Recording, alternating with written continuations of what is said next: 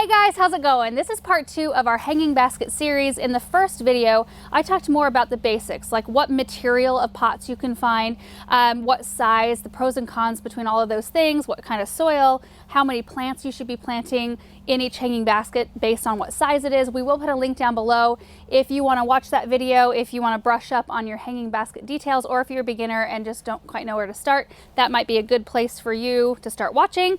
In this video, I wanted to talk more about plants. So I've surrounded myself with as much color as possible. I want to talk about what's compatible planted together, what you can plant in full sun versus full shade versus somewhere in between, and just share some of my favorites with you. And I did mention in the first video kind of a rule of thumb to follow in terms of how many plants to use. In a 12 to 14 inch basket, you use 3 to 5 plants. In a 16 to 18 inch basket, you use 5 to 7. And the number you actually end up with in each basket will depend on the growth habit of your plant, because some will get huge, like a Vista Supertunia. They get really big, so you don't need to use as many, as opposed to like a Bacopa that wants to stay a little bit smaller. You'd have to use more of those. You also want to consider what kind of maintenance you want in the end. I'm assuming that most of us for hanging baskets want them to be as low maintenance as possible, because we're already having to water them on a daily, sometimes twice daily basis, depending on what size they are and how hot it is outside. So, consider looking at the tags when you go to pick out your plants. Make sure that they don't need to be deadheaded. That's why I go for plants like Supertunias and Superbells, because I don't have to spend any time out there picking off old dead flowers to make them look pretty. That's huge for me. You also want to really be honest with yourself on how many times you actually want to be watering this thing. Like if you're the type who thinks, you know what, I can water it once a day and that's it, even when it's really hot, I know myself and that's, all I'm going to be out there to water it. So you want to pick plants that can handle a little bit drier conditions if that is you. So plants like Superbells, Diamond Frost Euphorbia, Lantana, all of those type of plants like to dry down just a little bit, like have the soil dry out a little bit between waterings before you water them again. So that's a great one. You also want to make sure that if you live in a really hot climate, that the plants are heat tolerant. The tags on the plants are a wealth of information, and I just highly recommend you reading those tags as you're trying to pick out things for your pots. So now I'm going to get into the different light requirements and what some of the things are that you can use in each one of those type of situations. I'm just going to list off some of the most popular ones for each one, as well as some of my favorites. Also, I should mention that most of the plants I'm talking about today are annuals. The first category I want to talk about are sun lovers, and our favorite in that category are petunias. Everybody loves petunias. The amount of color you get from those plants is just amazing. I prefer Supertunias because they're really good performers and they're self-cleaning, so you do not have to deadhead them. That is super important for me. I do a lot of containers and I don't want the extra maintenance. But not all trailing petunias are created the same. Not even the Supertunia line are created the same. So you can have a Supertunia and then a Supertunia Vista.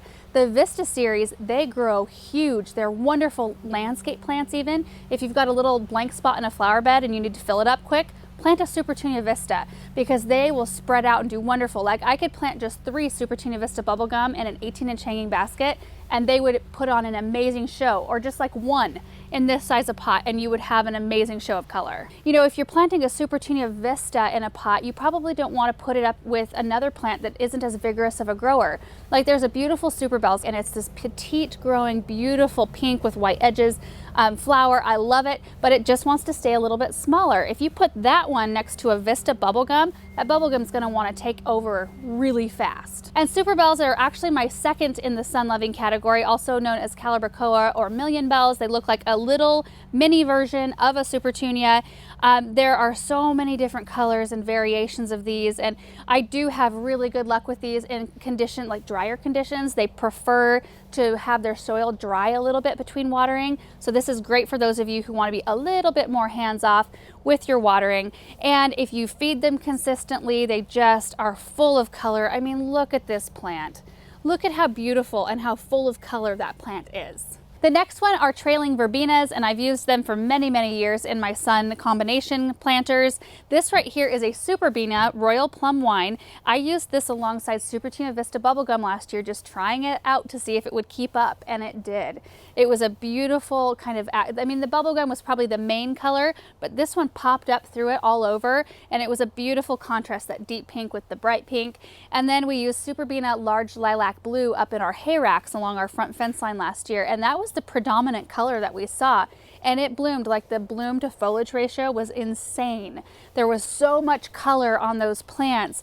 I'm going to use them in more pots this year. And I think too, the key for all of these things to be in major bloom and to grow really well is to feed them right.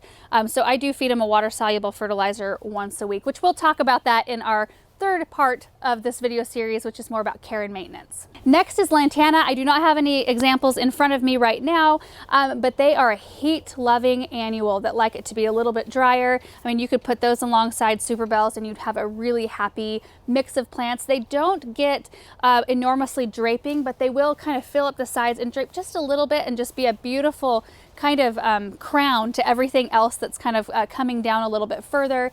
And they tend to bloom like on a little bit of a stalk with a little ball kind of spherical bloom on the end, and they come in a bunch of really fun bright tropical colors. Geraniums are another sun-loving annual that are great, more for a centerpiece if you've got a low hanging basket, and those of course are a classic. I mean, you can get them in all different kind of colors and they just fill in the top here. The thing about geraniums is you do have to deadhead them somewhat. They're not as bad if you were to have to deadhead a calibrachoa or a petunia, but you still do need to go in there maybe on a weekly basis and pop off any spent bloom heads. The next couple are lobelia and bacopa, and those, for most people in a little bit more mild climates than I live in, do really well in full sun, and they're beautiful. I kind of consider them a little bit more of an accent plant in a hanging basket instead of something that's going to get huge and be like the star of the show, but they will kind of intermix and intermingle with all the rest of your flowers and really be beautiful.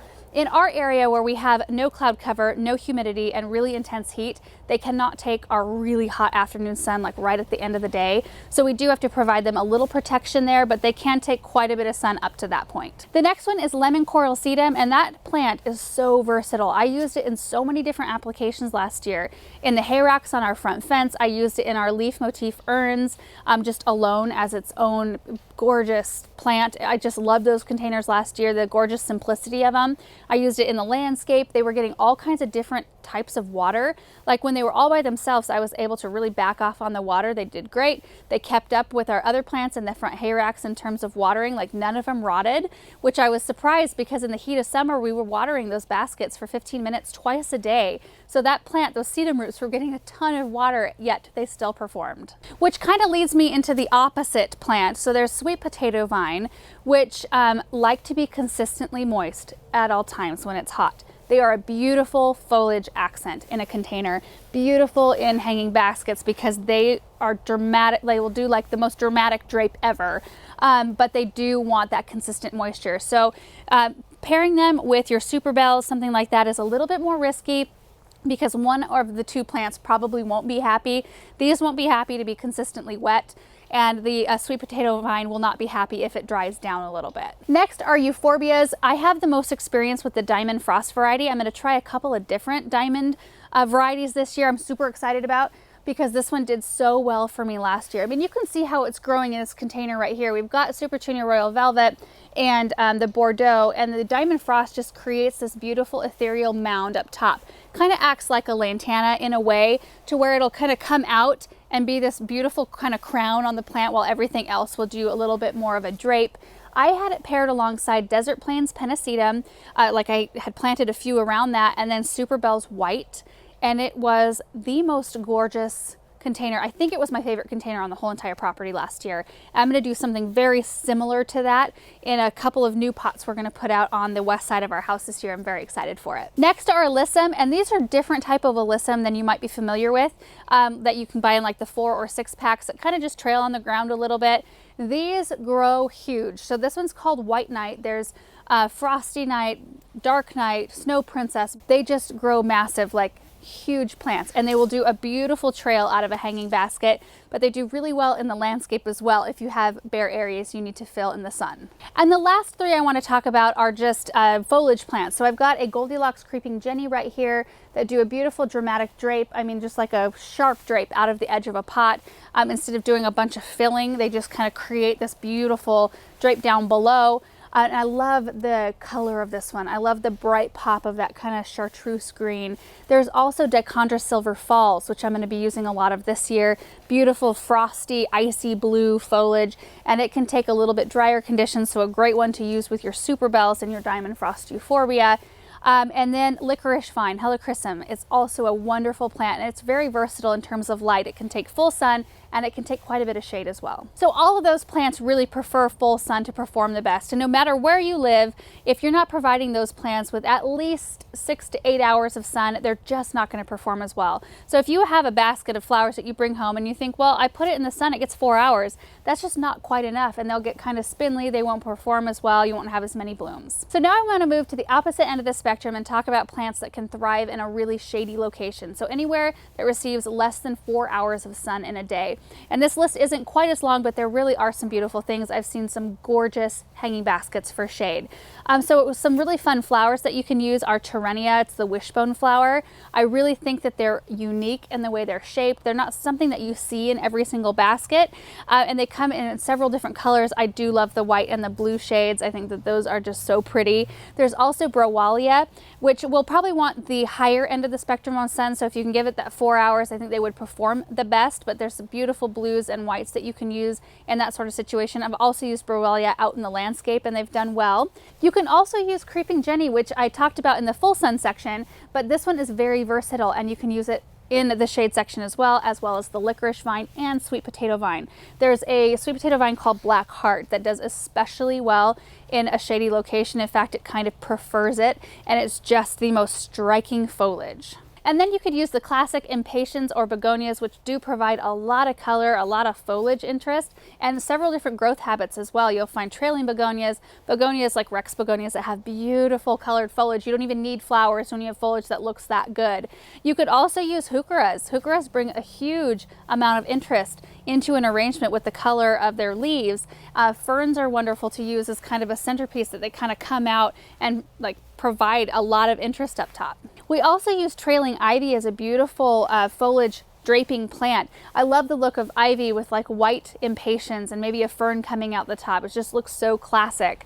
And the last one I can think of that we use a lot of are coleus, and they're so versatile. There's the Color Blaze series that can actually take full sun in more like humid climates. In our climate where we're really dry, they do need a little protection in the afternoon, or they can take a lot of shade. They're just beautiful that way in that you can use them in multiple different locations. And I use mine in the landscape and in baskets. There's one called Chocolate Drop that does a little bit more of a trailing kind of action, and it's got smaller leaves. And I cannot wait to use that one more in containers this year. So those are a list of some of the plants we use in shade hanging baskets. And now I want to talk about the area between full sun and full shade. It's a little bit hard to explain because it's very subjective to where you live. Every area is a little bit different, because you can have full sun in Arizona where it gets 120 degrees and bakes everything, or you could have full sun in the Pacific Northwest, kind of in a more coastal area where you have cloud cover intermittently, you have more humidity, more rainfall coming down. Those two full suns are completely different. So like in Arizona, you can't put a full sun hydrangea in the ground because you know that it's gonna bake that hydrangea. But in the Pacific Northwest, you can put it in full sun and that hydrangea is going to thrive and do beautifully. So rule of thumb, full sun plants want 6 to 8 hours of sunlight at a minimum to do well and produce a lot of flowers. Part shade, part sun plants want 4 to 6 hours of sunlight, and full shade plants want 4 hours or less of sun to do well and not have their foliage get scorched. So knowing that and kind of knowing your area, if you have a basket full of sun-loving plants like this one right here, in Arizona you probably want to give it its 6 to 8 hours of sunshine in the morning hours and then give it some protection once it gets baking hot in that hottest part of the afternoon. But in Pacific Northwest you would want to flip-flop that, and maybe if it's a spot that gets a little bit of shade in the morning but it gets its more intense sunshine in the afternoon, that's where you put the basket so that the plants receive as much sun as possible. And I think in the Midwest you could pretty much put the plants anywhere and they will grow. Every time we go to the Midwest, I am just so jealous at how beautiful everything is. They do have much higher humidity than we have here in Eastern Oregon because we're high desert, but their plants just, oh, they're just so beautiful. And if you're still not sure where to put your basket, I would ask somebody at your local garden center, because they will have more information that's really pertinent to your exact location. It's very helpful to listen to people who garden where you garden and like glean some knowledge from them. The last thing I wanted to talk about was if you have no idea where to start, because I just gave you a whole bunch of plants and it can be overwhelming when there's so many choices. You can go to provenwinners.com, click on the tab that says gardening ideas, and then click on container recipe search. There is a filter there where you can type in what kind of pot you have, if it's a window box, a hanging basket, just a regular container. Then you can filter it even further, like what size it is, or if it's full sun or part sun or whatever. And then you hit search and it'll populate all the different combinations that they've put together that on an average do really well in those type of situations. And then you can just look at all those pictures and see what they've put together. It's a really good learning place, and I look through it all the time for inspiration. So you can copy something that they have already put together that you like the looks of, or you can say, well, I like that plant and that plant. I think that those will do really well together based on everything else I'm seeing. And so I went through and I picked out like 3 or 4 of my favorite recipes that they have on their website. The first one is called True Beauty, and it has Supertunia Blue Skies, Supertunia Royal Velvet, and Supertunia Stormburst. It is beautiful. I love purples and blues though in my garden, so that one, like I saw it, it just spoke to me. I'm going to be doing a few arrangements that look really similar to that this year. The next one is called Strawberry Sauce, and you guys who have watched our videos might be a little bit surprised to hear me say that because there's red in this arrangement. I don't typically do a lot of red in my garden, in flowers anyway, and it's got Supertunia Royal Romance in it, which is a really deep red, but I find that it's more of a pink. It's a cool red, so it goes really well with pink and everything else I have in my garden. It's not really a warm, hot red. And they've paired it with Superbell's Strawberry Punch and Laguna White Lobelia. Now the Laguna White Lobelia in our area, I'd have to put it in a spot that got that morning block of sun because it doesn't like our afternoon sun, but the whole recipe all together, all those plants mixed together, they just look like strawberry sauce. It looks like a happy, like Valentine's arrangement. I just love it. The next one is called Sunkiss, which has Superbell's Tangerine Punch, Supertunia Honey, and Sweet Caroline Red, Sweet Potato Vine. And I love this mix because it's one that can take you from summer all the way through fall. It has all those warm, beautiful fall cozy colors that look beautiful with pumpkins and corn stalks. And the last one is Sweet as Honey. And like I said earlier, there's an arrangement I wanted to show you that included both Superbell's Lemon Slice, Diamond Frost Euphorbia like this here, and Superbell's White. So those 3 together create a beautiful, bright, cheerful arrangement that I just love. So anyway, if you're at a loss, I would definitely go to provenwinners.com and check that out. We'll put a link down below, and that's very helpful to even just get your juices flowing and get you thinking about it a little bit more as we enter the season of planting all of these beautiful things. So I hope this video is helpful to those of you guys, especially who are just starting out trying to plant things together and figure it out. And just know that I experiment every single year. Some of them are successful and it's awesome and you learn a lot from that, but I learn a lot also from the failures. I have failures about every year. I try something out that just doesn't jive together, but like I said earlier, that's part of the fun for me. I like to try things out. It's just kind of part of the gardening experience. And sometimes you can put things together that are compatible and something happens, weather happens, or whatever. It's just the way gardening goes. So anyway, thank you guys so much for watching this video, and we will see you in the next one. Bye.